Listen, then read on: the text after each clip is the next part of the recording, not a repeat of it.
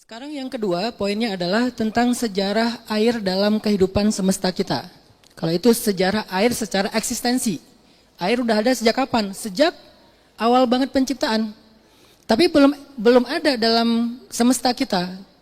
Nah, bagaimana sejarah air itu ada dalam semesta kita yang disebut dengan istilah sejarah hidrologi? Kita bisa lihat kodenya atau petunjuknya ada di dalam surat Al-Anbiya, surat 21 ayat 30. Coba teman-teman buka mushaf, surat Al-Anbiya, surat 21 ayat 30. Bagaimana Allah memberikan kita petunjuk agar kita bisa mempelajari tentang sejarah hidrologi atau sejarah air muncul di semesta kita. Arti semesta bukan hanya bumi tapi universe, bahkan bukan hanya universe kita, universe yang lain juga. Al-Anbiya surat 21 ayat 30. Allah berfirman, Bismillahirrahmanirrahim.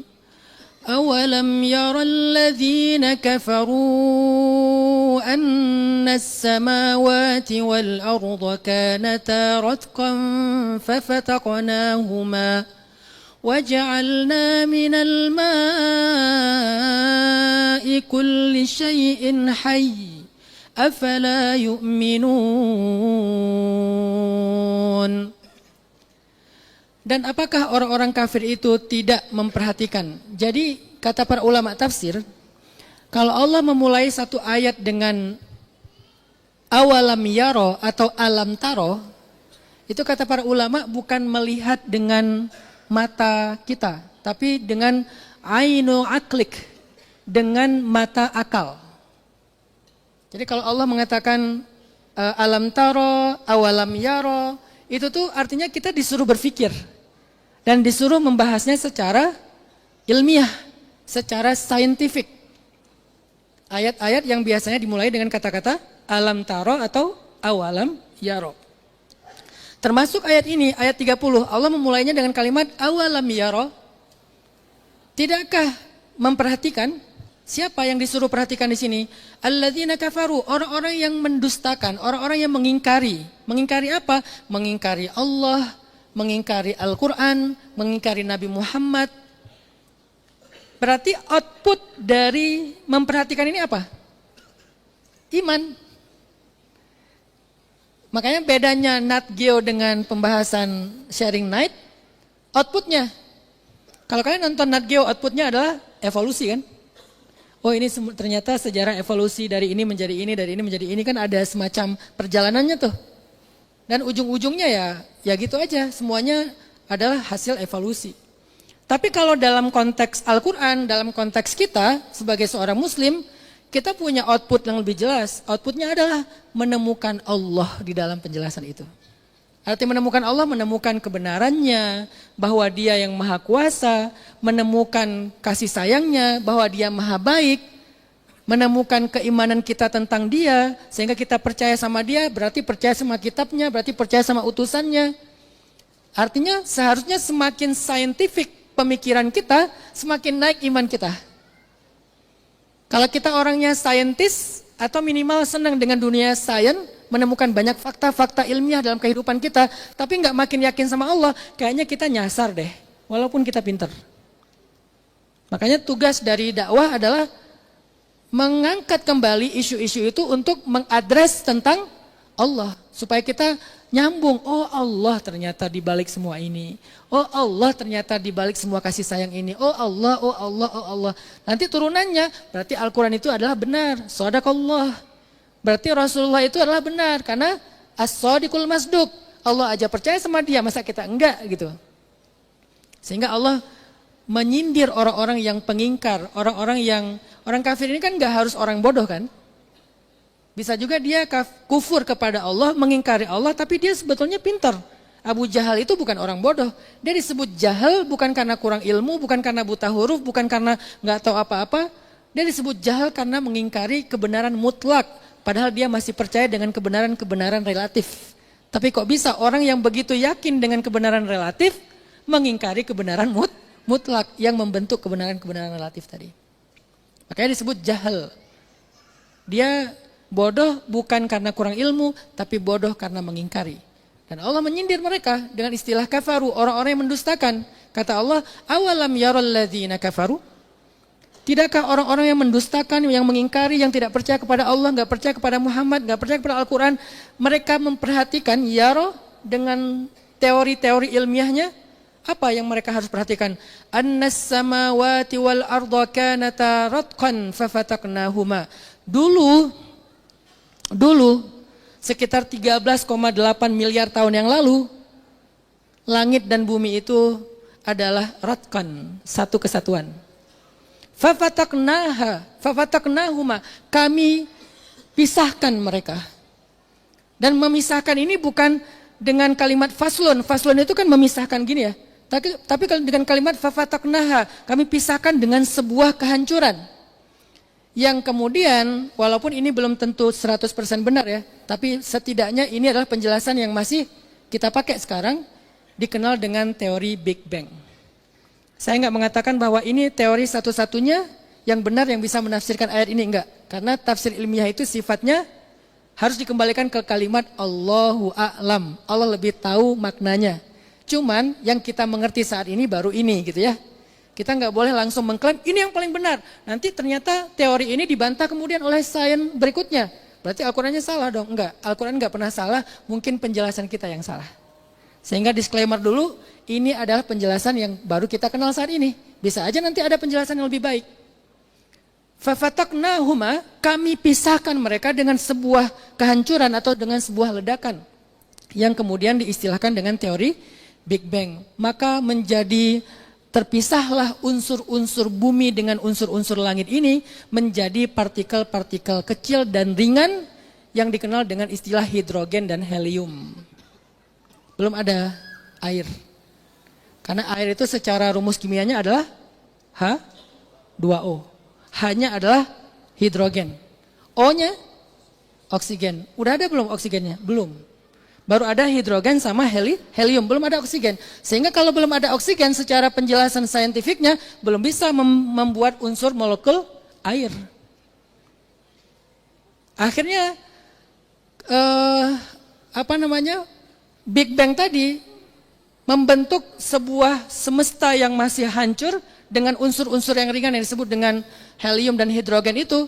Kemudian terjadilah bintang-bintang generasi pertama. Dan di dalam bintang itu mulai terbentuk namanya reaksi fusi atau nuklir yang luar biasa, energi besar di dalam bintang yang berjalan sekian miliar tahun sampai kemudian dari reaksi ini muncullah oksigen. Selain muncul karbon, muncul beberapa unsur, salah satunya yang berhubungan dengan air itu oksigen. Ketika reaksi nuklir ini atau reaksi fusi ini kemudian habis bahan bakarnya, bintang itu pun meledak, yang kita kenal dengan teori supernova. Ya jangan-jangan yang kita lihat sekarang di langit salah satunya itu adalah ledakan bintang. Entah berapa ribu tahun yang lalu baru sampai ke sekarang cahayanya ke sini. Saya dulu suka banget tidur di halaman belakang rumah saya sama anak-anak tuh sambil ngelihat ke atas, terus saya ngomong gini, bisa jadi yang kita lihat itu bukan cahaya sekarang, tapi cahaya 1000 tahun yang lalu, entah berapa ribu tahun yang lalu. Berarti yang kita lihat itu adalah masa lalu. Di situ kan jadi romantis ya. Yang kita lihat itu adalah masa lalu. Atau jangan-jangan kita nih baru kelihatan ke entah galaksi mana setelah 1000-2000 tahun yang akan datang. Kayak kalian sekarang kalau buka Google Map kan bisa ngelihat masa lalu kan? Ada kakek nenek di depan rumahnya di pinggir jalan, mereka sering berdua, duduk, kemudian lama-lama tinggal salah satunya, lama-lama dua-duanya udah nggak ada, lama-lama rumahnya juga dirobohkan sehingga nggak ada lagi rumahnya, kan gitu kan? Salah satu yang viral ya. Berarti kan kita melihat apa? Rekaman masa lalu. Ternyata rekaman masa lalu itu bukan hanya bisa dilakukan oleh media-media teknologi manusia, tapi oleh cahaya. Dengan perjalanan waktu yang panjang butuh 1000 tahun. Kalau kalian pengen melihat masa lalu, lihatlah ke atas. Jangan lihat di album, sakit. Jangan pakai akun kedua, lebih sakit. Kalau kalian kangen banget pengen melihat masa lalu, memorizing, ya udahlah, lihat aja ke atas. Cahaya-cahaya yang kita lihat di atas itu jangan-jangan sekian dari sekian banyak adalah masa lalu. Dan itu bukan masa lalu setahun 2 tahun yang lalu, ribuan tahun yang lalu. Saya suka berimajinasi kalau ada makhluk di sana entah apa namanya, ya mungkin dia udah nggak ada sekarang, tapi cahayanya baru sampai ke kita. Terjadilah yang namanya ledakan bintang mati atau supernova. Akhirnya dari ledakan ini, akhirnya muncullah pertemuan antara hidrogen dengan oksigen yang dari situ lahirlah molekul air pertama kali. Dalam bentuk awan-awan air yang membeku. Yang paling hangatnya minus 250. Itu paling hangat. Nggak tahu paling dinginnya berapa. Bekuannya paling hangat minus 250. Nggak tahu dinginnya seperti apa. Dan fun fact-nya nih, para ilmuwan termasuk salah satunya mungkin NASA, kalau kita baca di berita-berita, ini berita sempat viral beberapa bulan yang lalu ya. Atau mungkin saya aja yang baru baca, viralnya udah lama kali ya. Ditemukan di salah satu ruang universe kita, ada yang namanya awan uap air atau awan raksasa, jaraknya sekitar 12 miliar tahun dari bumi. Itu ditemukan air dalam awan yang raksasa itu jumlahnya 140 triliun kali lipat lebih banyak daripada air di laut bumi. 140 triliun lebih banyak daripada air laut di bumi.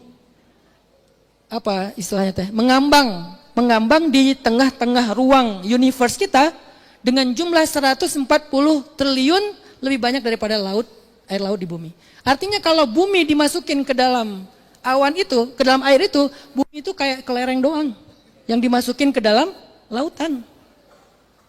Kebayang gak sih kita kalau tiba-tiba tenggelam di dalam awan raksasa air yang menguap itu, yang bentuknya tapi masih beku ya. Ternyata jumlah air dari hasil supernova yang banyak banget bintang mati generasi pertama itu sangat tidak terbatas. Kenapa kita sering kehabisan air? Pertanyaannya, padahal jumlah air sangat banyak. Jumlah air di bumi itu banyak banget. Berarti kita bodoh. Gak ada jawaban lain. Karena udah ada tapi gak bisa ngambil. Ada yang bodoh, ada yang serakah. Dan serakah itu bagian dari kebodohan. Kita yang menyumbat sumbernya, bukan kekurangan air. Nggak ada cerita kekurangan air itu berlimpah. Di langit berlimpah, di bumi berlimpah. Lalu bagaimana air yang tadi ada di ruang universe kita bisa ada di bumi? Padahal tadinya bumi itu adalah gas yang panas yang tidak ada unsur airnya. Ternyata yang membawa air ke bumi itu dulu banget, sekitar 4 miliar tahun yang lalu adalah asteroid, komet, pokoknya benda-benda langit yang jatuh di bumi, bentuknya itu kayak kalau kalian lempar es batu di tanah, itu kan pecah tuh. Begitu udah cair, jadilah tanah itu basah. Begitulah awal air ada di bumi. Jatuh dari langit, Allah turunkan dari langit dengan bahasa dan kami turunkan dari langit. Ini penjelasan air pertama. Jadi nggak selalu kalimat di dalam Al-Quran kami turunkan air dari langit itu kita terjemahkan hujan saja. Sebelum ada hujan yang bentuknya qatratun minal ma, butiran-butiran air, ada hujan-hujan kolosal, hujan-hujan raksasa, hujan kosmik yang bukan bentuknya kecil-kecil, bentuknya kayak komet, bentuknya kayak asteroid, bentuknya kayak benda-benda luar angkasa yang luar biasa besarnya jatuh ke bumi dalam bentuk es yang minus 250 derajat tadi. Setelah dia kemudian mencair, jadilah air di muka bumi. Dengan jumlah yang laut, danau, sungai, sumur, keran, PDAM. Sehingga kata para ulama dan para saintis, tubuh kita ini mengandung satu unsur yang lebih tua daripada matahari, yaitu air. Di tubuh kita ini ada unsur yang lebih tua daripada matahari, karena matahari itu adalah bintang yang belakangan, bukan bintang yang awal, bukan generasi pertama. Sehingga para ulama membedakan antara penciptaan air dengan kejadian air. penciptaan air, eksistensi adanya air termasuk di antara yang pertama Allah ciptakan dengan kun fayakun. Dan itu sifatnya gaib, kita beriman saja. Tapi apa buktinya bahwa air itu ada? Air yang kun fayakun itu ada. Allah jadikan air itu kemudian ada dalam kehidupan kita dalam bentuk rumus H2O atau hidrogen dan oksigen, menjadikan air yang kita nikmati yang ada dalam tubuh kita, berarti bahwa air eksistensi itu benar-benar ada. Walaupun secara ilmiah baru ada sekitar beberapa miliar tahun yang lalu. Sehingga Allah Subhanahu wa taala tadi berfirman di dalam surat Al-Anbiya, kanata ratqan fafataknahuma. Dulunya bumi dan langit itu adalah ratqan, satu kesatuan, fafataknahuma, lalu kami pisahkan mereka dengan sebuah kehancuran atau ledakan. Waja'alna minal ma' kulli syai'in hayy, dan kami jadikan dari air segala sesuatu itu hidup. Jadi sebelum ada H2O di bumi, tidak ada kehidupan. Di bumi itu hanyalah sebuah benda kosmik yang mati, yang tidak ada kehidupan di dalamnya. Awal ada kehidupan, air dan oksigen. Tapi oksigennya pun bukan O2. Karena O adalah oksigen atom, bukan oksigen molekul. Artinya oksigen atom itu belum bisa kita hirup, malah jadi racun kalau kita hirup. Dia baru menjadi O2 atau oksigen yang molekul yang bisa kita hirup. Berarti siapa yang pertama menciptakan O2 itu? Ternyata ada satu makhluk yang paling tua di muka bumi juga, namanya cyanobacteria, dan dia ada di dalam laut sampai hari ini masih hidup. Kalau kalian pengen silaturahim, diving, nyelam. Yang saya pernah cerita di sharing night pertama ya, cyanobacteria itu yang memisahkan antara fosfor sama nitrogen untuk menjadi makanan bagi fitoplankton.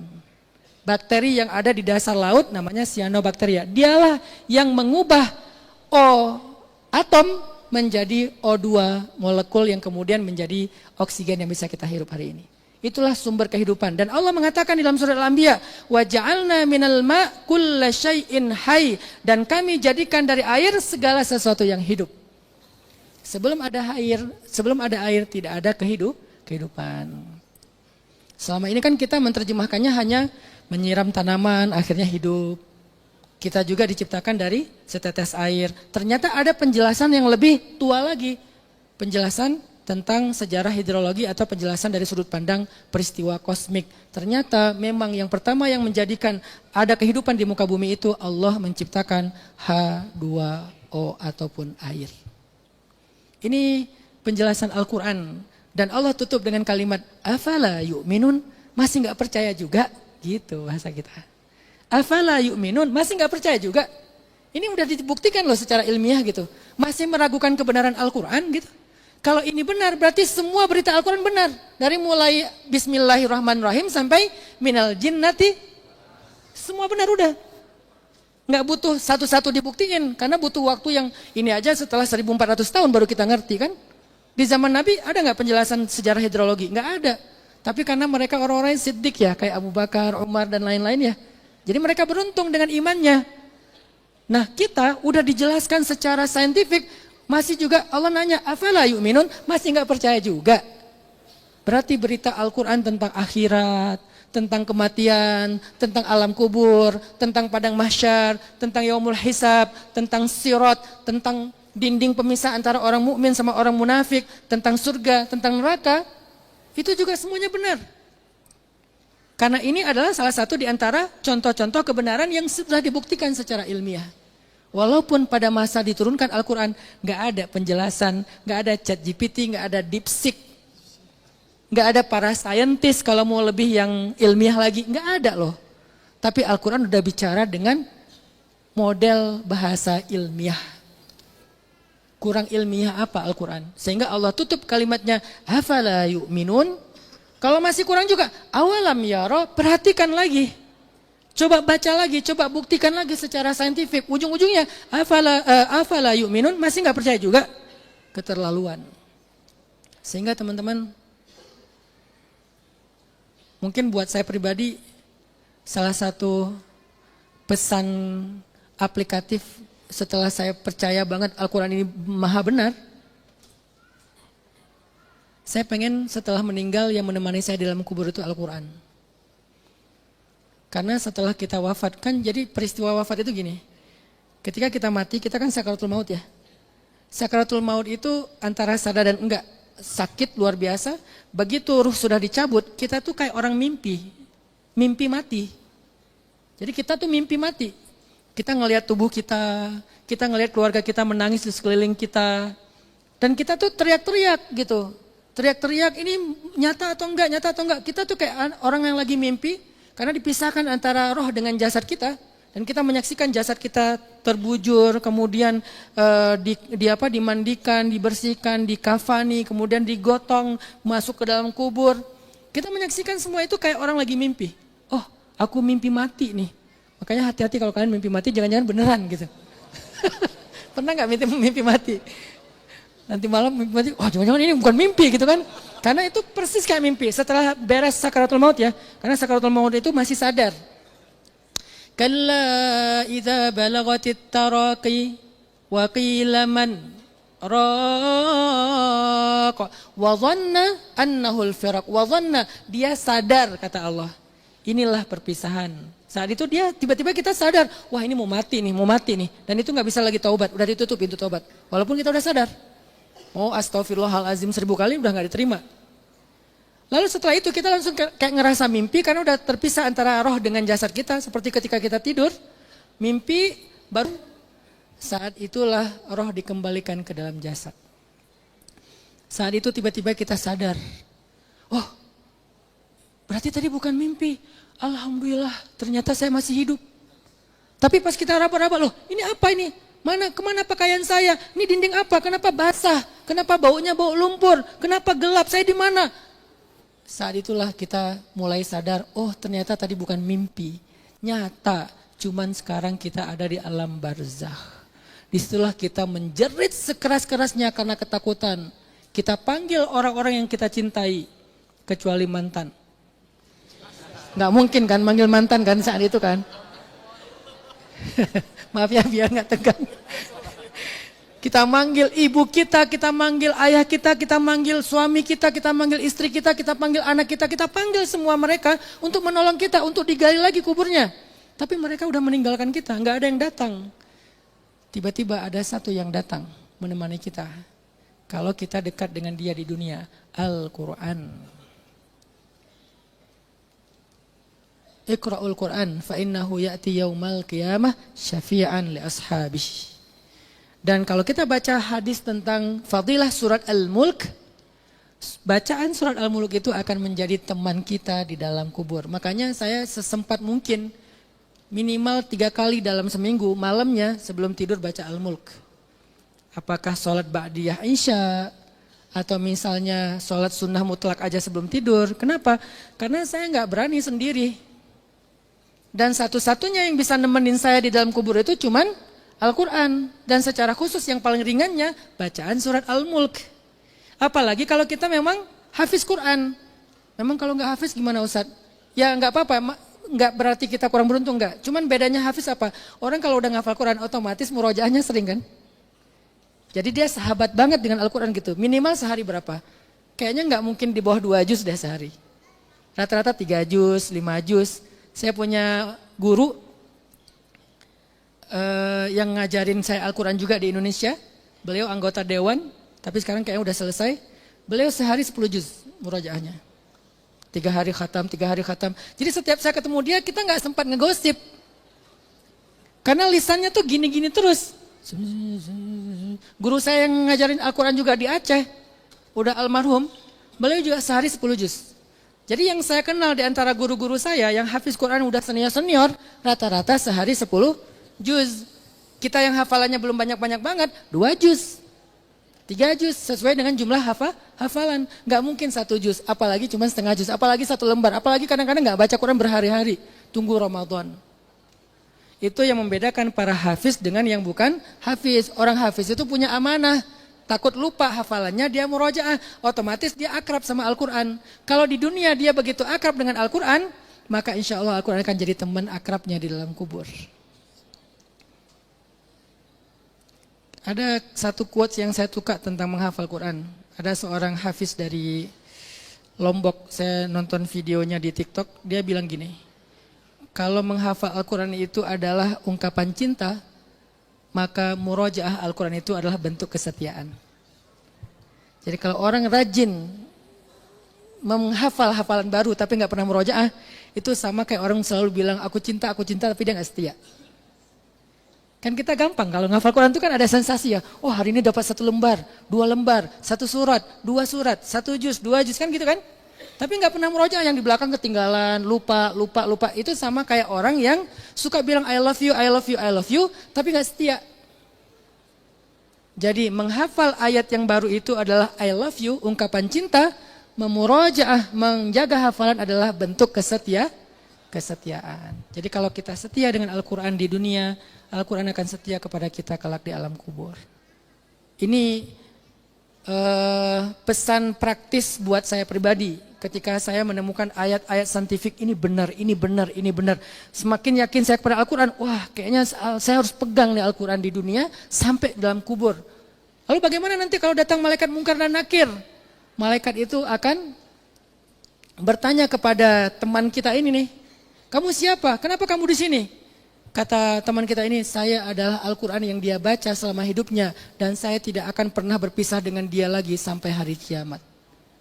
Lalu Al-Quran akan menenteramkan kita, nyuruh kita duduk, kemudian dia akan menenangkan hati kita sehingga kita bisa menjawab pertanyaan malaikat mungkar nakir dengan tenang. Setelah itu dia akan menemani kita, para malaikat akan membentangkan tempat tidur yang empuk dari permadani, dari sutra untuk kita sehingga nim naumata arus kata malaikat, tidurlah kamu seperti tidurnya pengantin sampai hari kiamat. Salah satunya fadilah dari Al-Quran. Jadi kalau kalian setia banget nongkrong bareng temen, kalian harus lebih setia lagi nongkrong bareng Al-Quran, murojaah. Kalau belum punya hafalan, ya tilawah. Antara dua, kalau nggak tilawah ya murojaah. Nggak apa-apa kalau kalian belum, Ustadz kami belum hafiz, nggak apa-apa tilawah aja. Harus setia nongkrong, kan kita setiap hari nongkrong bareng teman, setiap hari kita scrolling. Kalau kalian rajin scrolling, kalian rajin nongkrong bareng teman, maka coba berikan waktu yang sama juga, minimal sama untuk kalian nongkrong bareng Al-Quran. Kalau nggak bisa murojaah, karena murojaah lebih asik sebetulnya. Kenapa saya bilang murojaah lebih asik? Bisa sambil sholat. Kalau baca kan kita sambil sholat agak kagok ya. Tapi kalau murojaah sambil sholat itu beda tuh rasanya tuh. Allahu Akbar. Sholat sunnah tapi jangan sholat wajib, kasihan makmum nanti bubar masjidnya. Sholat sunnah sendiri. Baca berapa lembar. Nanti misalnya kalau murojaahnya sambil sholat itu setengah juz itu nggak lama loh. Kerasa kayak cepet gitu. Tapi kalau kita tilawah itu kan, apalagi sebelahnya nih nyala gini kan. Lagi tilawah tiba-tiba notifikasi, wah udah kacau itu. Sedangkan kalau murojaah sambil sholat, kita tuh kayak nggak pengen cepat-cepat beres karena energi sholat itu memang berkah sih. Oke, itu hanya pesan sederhana buat saya sendiri, semoga juga bermanfaat buat kalian. Sehingga jadikanlah Al-Quran teman setia kalian di dunia, karena dia maha benar, kebenarannya saintifik, sudah dibuktikan secara ilmiah, salah satunya yang tadi kita baca, sehingga kalau dia benar tentang ini, dia benar tentang segalanya. Termasuk tentang kubur, tentang padang mahsyar, tentang apapun lah. Apalagi yang membuat kita bingung, kita udah punya kebenaran mutlak loh di tangan kita, dan kita beruntung sebagai muslim punya itu. Kenapa nggak kita pakai aja untuk kehidupan kita dunia dan akhirat? Kalau uang bisa menyelamatkan kalian di dunia, dari kemiskinan, dari kelaparan, Al-Quran menyelamatkan kita dunia dan akhirat. Dunia cuma 60 tahun, akhirat abadi selama-lamanya. Jadi kalau uang ada dicari dengan segala macam, main Bitcoin lah. Karena anak muda sekarang senang Bitcoin kan ya? Termasuk saya. Nabung Bitcoin segala macam, nonton Timothy segala macam kan ya? Kalimah Sada. Oke.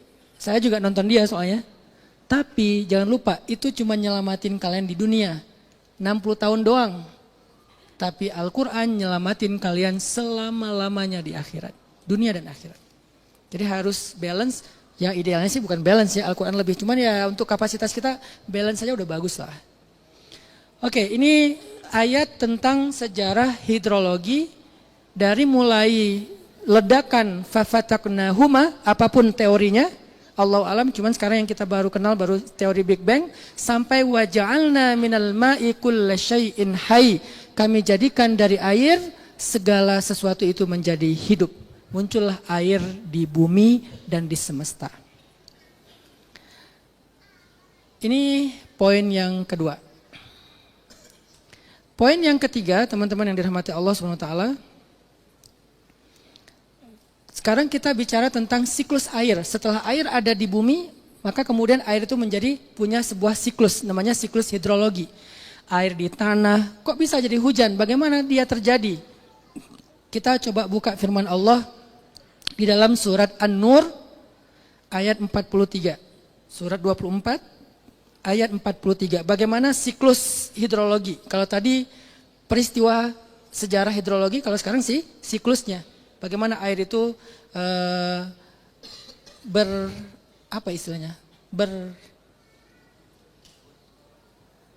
bersiklusnya apa?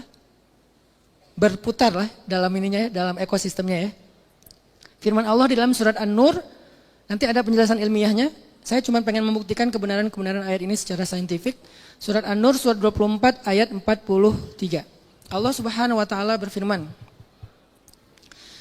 Bismillahirrahmanirrahim.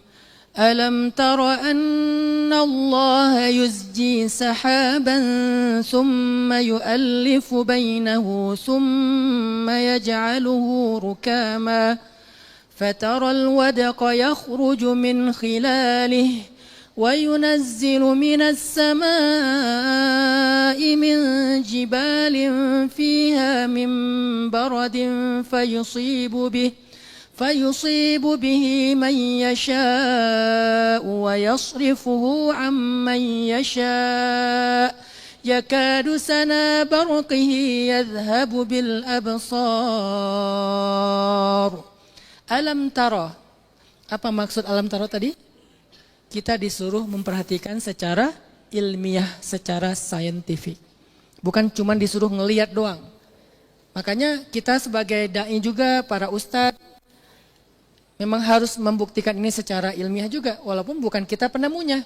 Kita hanya bisa membandingkan dengan bacaan-bacaannya. Supaya apa? Bisa melihat dengan penglihatan akal. Kalau bahasa ulama, lihatlah dengan ainu aklik, dengan mata akalmu, dengan mata ilmumu, yaitu kajian sains. Allah berfirman, Alam taro annallah yuzji sahaban.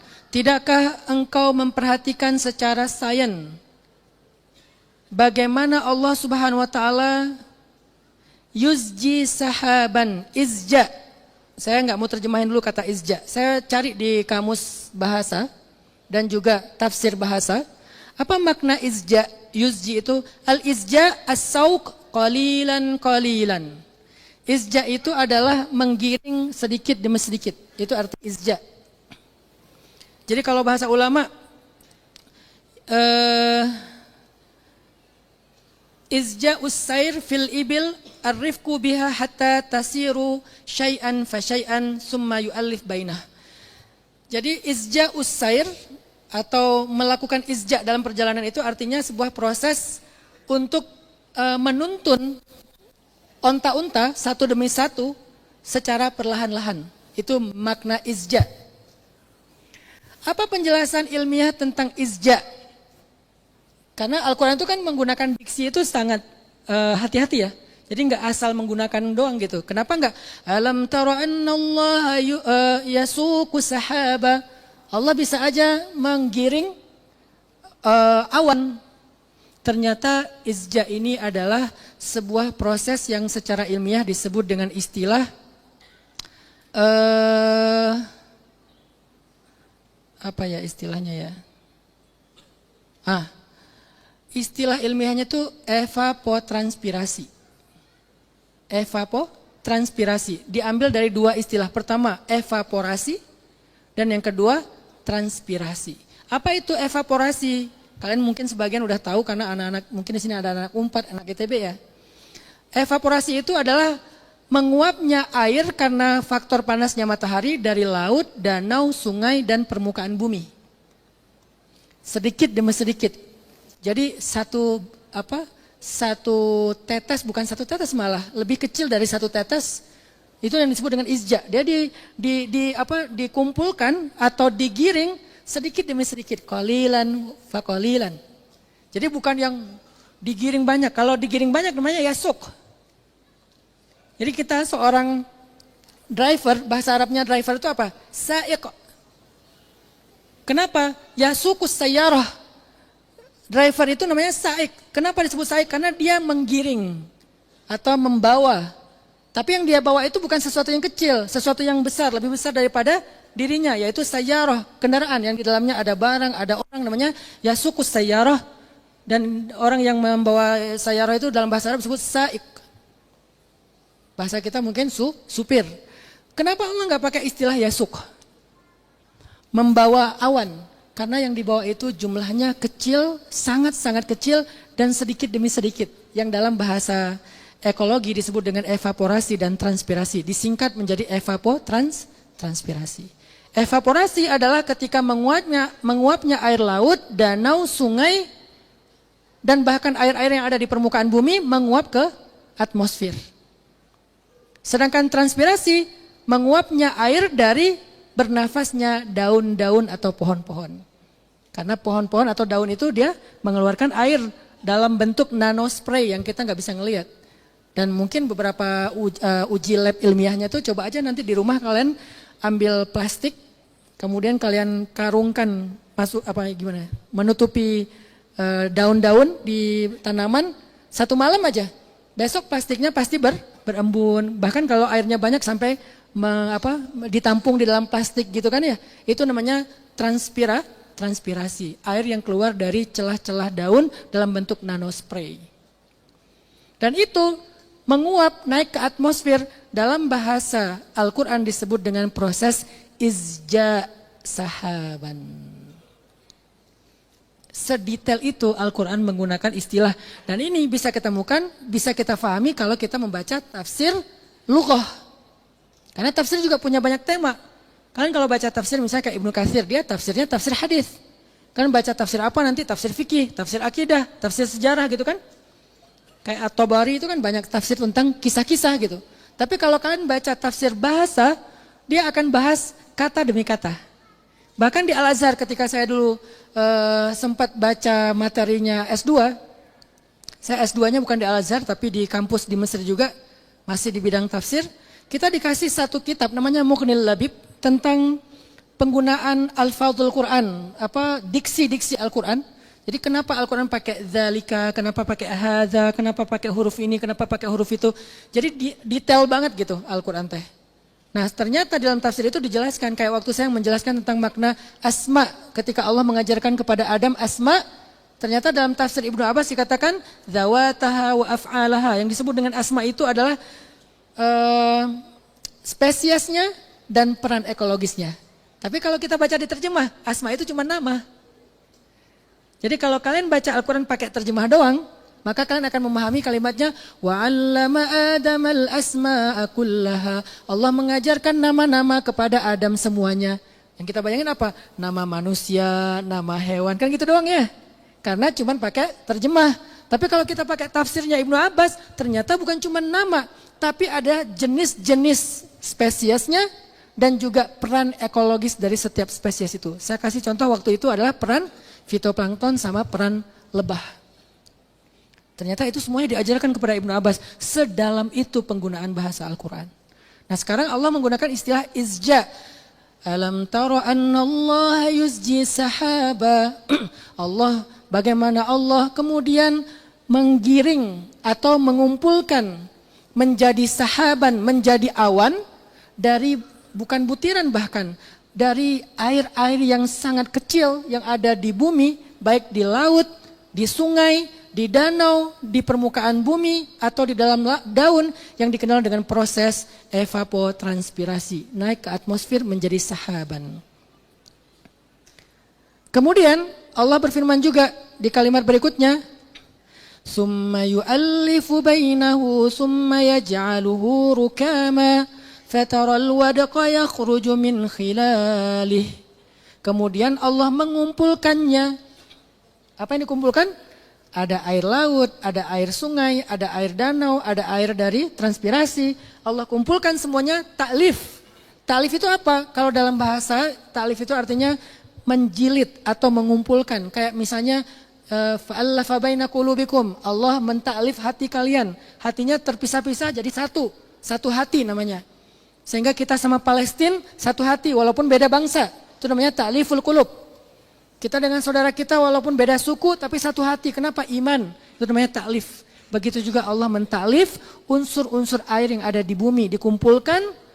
Summa yaj'aluhu rukama. Kemudian dia menjadi bertumpuk-tumpuk.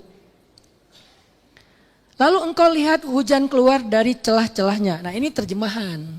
Hujan di sini istilahnya apa? Kan dalam bahasa Arab ada yang tahu arti hujan? Apa bahasa Arabnya hujan? Mator. Harus pendek bacanya, mator. Kalau kalian bacanya panjang, mator artinya airport. Jadi bahasa Arab beda panjang pendek doang, beda art.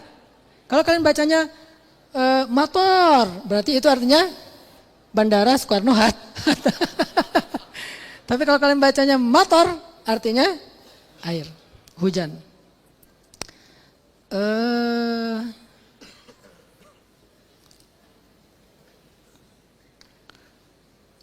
Mana tadi teh? Fatarul wadaqa yakhruju min khilalih. Dan kalian melihat al-wadaqa. Apa itu al-wadaqa? Al-wadaqa dalam bahasa Arab, al-wadaqu huwa hadithatun bai'iyah syadidah yumkin an tusabbaba idraran khatirah. Al-wadaqa adalah sebuah hadithah bai'iyah, proses ekologis. Jadi bukan sekedar air, tapi airnya itu adalah proses ekologis yang luar biasa, yang dalam bahasa lain disebut dengan istilah syahnatul kahrubaiyah. Proses ekologis dari air yang menghasilkan listrik. Itu namanya wadaqah.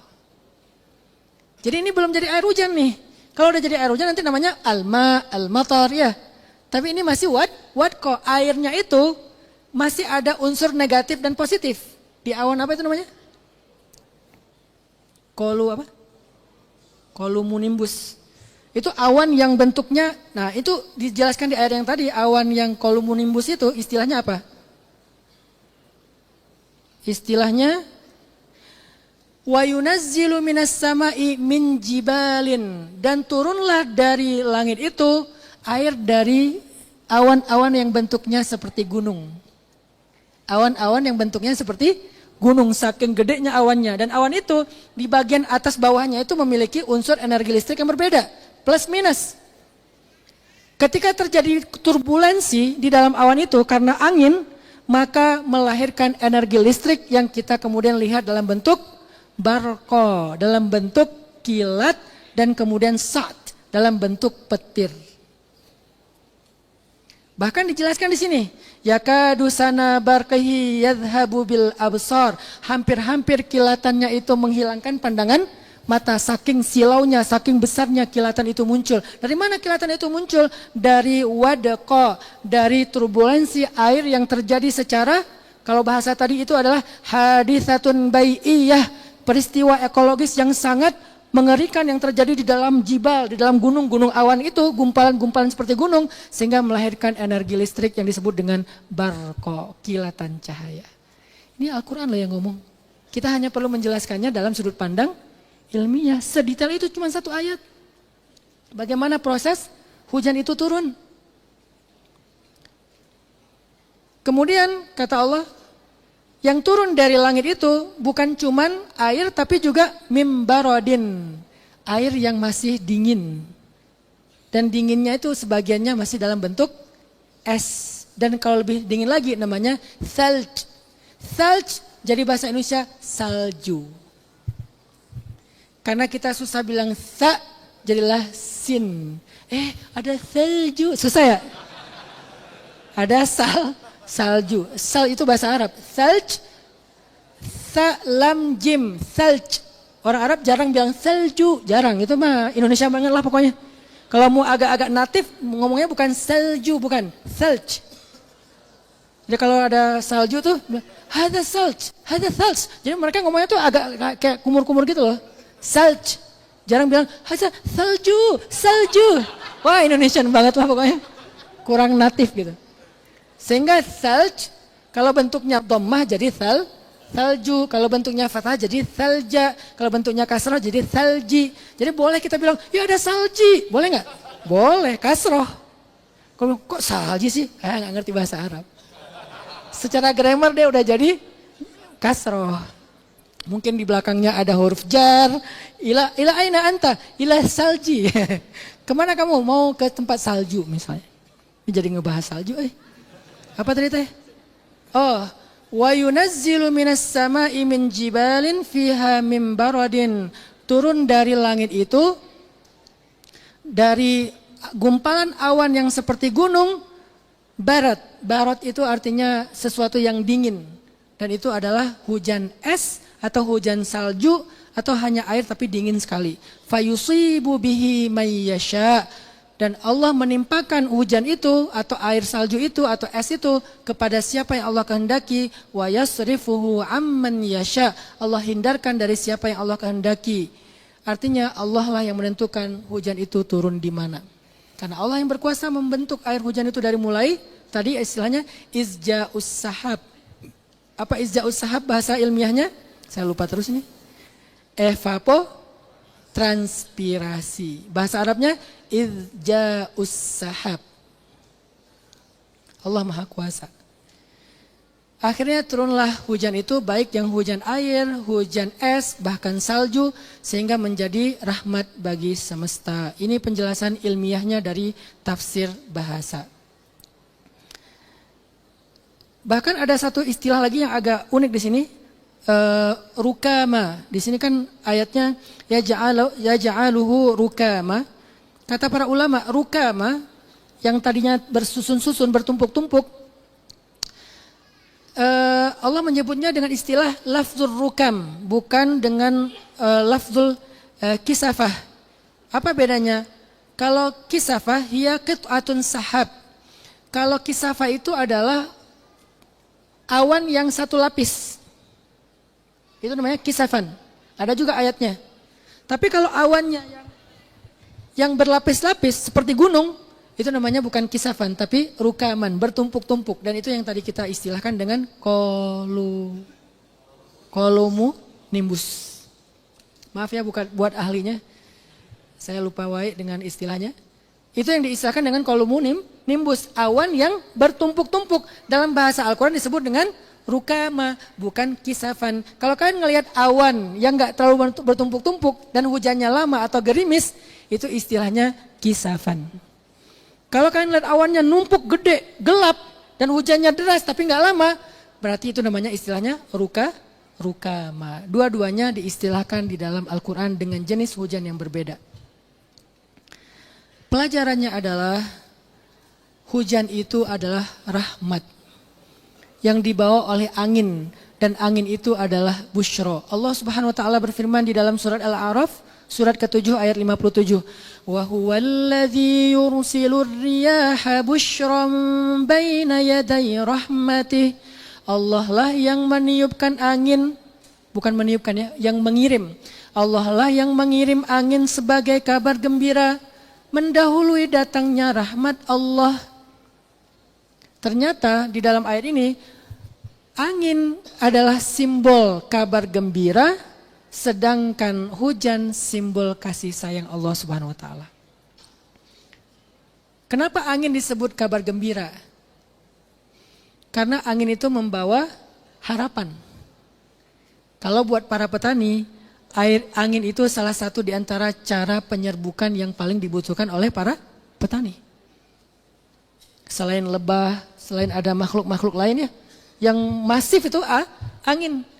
Bahkan angin itu yang membawa, kalau terjadi kebakaran hutan di Afrika, lalu sampah-sampah organik yang sudah menjadi arang di Afrika itu diterbangkan oleh angin ke negeri-negeri yang lain sebagai pupuk alami, namanya fosfor. Siapa yang membawa itu? Angin. Sehingga Allah mengistilahkan angin itu kabar gembira. Tugas kita mencari tahu secara saintifik kenapa angin disebut kabar gembira. Oh ternyata dia penyerbukan. Oh ternyata dia yang membawa fosfor dari hutan-hutan yang terbakar secara alamiah. Karena itu bagian dari recovery alam secara ekologis. Angin yang bawa. Sedangkan hujan, kenapa nggak disebut kabar gembira? Kenapa disebut rahmat? Karena sudah ada hasilnya. Hujan itu yang kemudian menjadi kesuburan bagi tanah.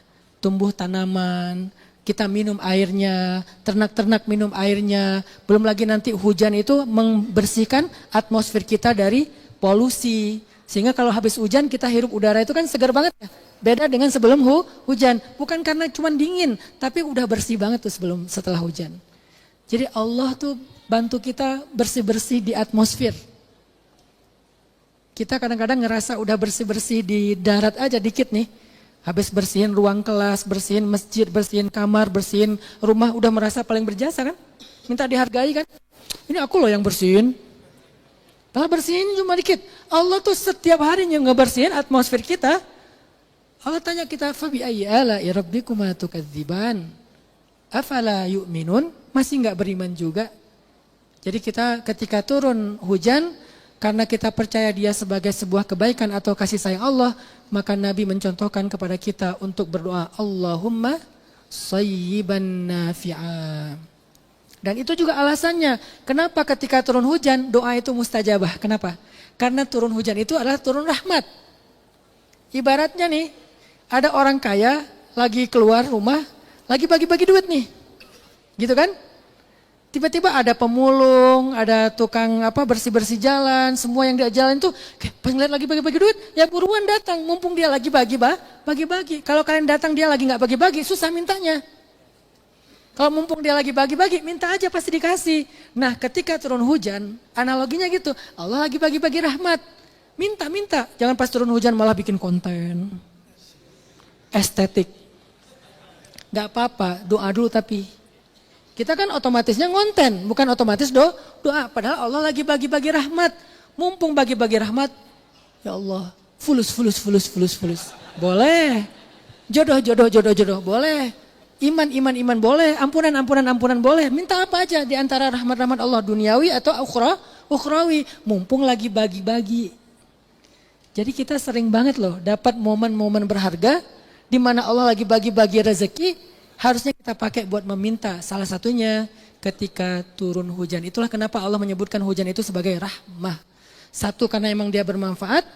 Kedua, karena dia memang membersihkan. Dan yang ketiga, itulah waktunya Allah memberikan apa yang kita minta. Sehingga salah satu doanya, Allahumma sayyiban nafi'an. Maka teman-teman yang dirahmati Allah, semoga penjelasan-penjelasan ini walaupun sifatnya sangat parsial, bisa kembali mengingatkan kita tentang kebesaran Allah, yang Allah tanya juga di dalam Al-Quran tadi, misalnya di surat Al-Waqi'ah. Afara'aitumul ma' alladhi tashrabun. Coba kamu perhatikan, ra'aitum, memperhatikan dengan sains. Afara'aitumul ma' air alladhi tashrabun. Yang kalian minum itu. Antum anzaltumuhu minal muzni am nahnul munzilun. Apakah kalian yang menurunkannya dari muzni? Muzni itu juga istilah untuk awan. Nanti kita bahas kapan-kapan kenapa pakai istilah muzni, kenapa enggak pakai istilah sahab. Apakah kalian yang menurunkannya dari awan atau ada istilah mu'sarat? Minal mu'sarati ma'an sajjaja. Kenapa enggak pakai sahaban ma'an sajjaja? Ada istilahnya. Allah tanya sama kita, kita minum air, itu kan Allah yang turunkan secara siklus hidrologi tadi kan? Antum anzaltumuhu am nahnul munzilun. Apakah kalian menurunkannya dari langit atau kami yang menurunkan? Kami bisa aja membuat dia itu nggak bisa kalian minum. Supaya kalian bersyukur. Atau Allah tanya di akhir surat Al-Mulk. Qul ara'aytum in asbaha ma'ukum ghawra faman ya'tikum bima'im ma'in. Coba kalian perhatikan, lagi-lagi perhatikan bagaimana jika sumur kalian menjadi kering, sungai kalian menjadi kering, danau kalian menjadi kering, tanah kalian menjadi kering. siapa yang mendatangkan untuk kalian air? Jadi membahas tentang air adalah belajar mengenal Allah dengan segala kekuasaan dan kasih sayangnya. Mulai sekarang setiap kali kalian melihat air, temukanlah Allah dengan kekuasaan dan kasih sayang di dalamnya. Selain respect. Karena air adalah makhluk yang paling tua yang ada di semesta. Allahu alam, barakallahu fikum. Saya kira demikian aja. Billahi taufiq wal hidayah. Wassalamualaikum warahmatullahi wabarakatuh.